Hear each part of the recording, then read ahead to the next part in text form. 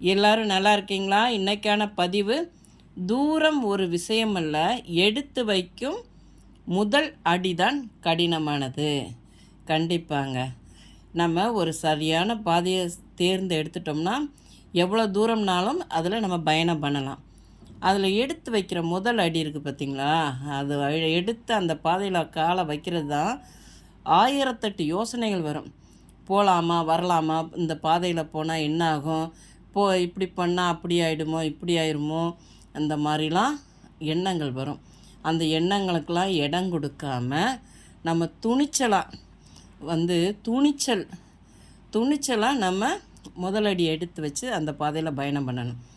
துணிச்சல் தாங்க மனிதனின் முதல் தகுதியாக மதிக்கப்படுகிறது.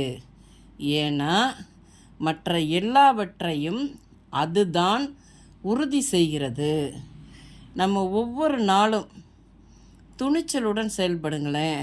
அது ரொம்ப நம்ம மனசை சந்தோஷப்படுத்தும், நம்மளுடைய ஆன்மாவை வலிமையாக்கும். பார்த்துக்கோங்க, ஒரு கடினமான வேலையை கூட நம்ம துணிச்சலாக ஒரு புன்னையுடன் செஞ்சோம்னா அது நமக்கு ஒரு சாதாரண ஒரு சின்ன வேலை மாதிரி ஆகிடும்.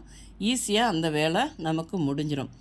எப்பயுமே நம்ம மனசில் துணிச்சல் இருக்கணும், சந்தோஷம். துணிச்சல் இருந்தால் அதான் சொல்கிறேனே, துணிச்சல் நமக்கு ஒரு தகுதியாக மதிக்கப்படுகிறது. பார்த்துக்கோங்க.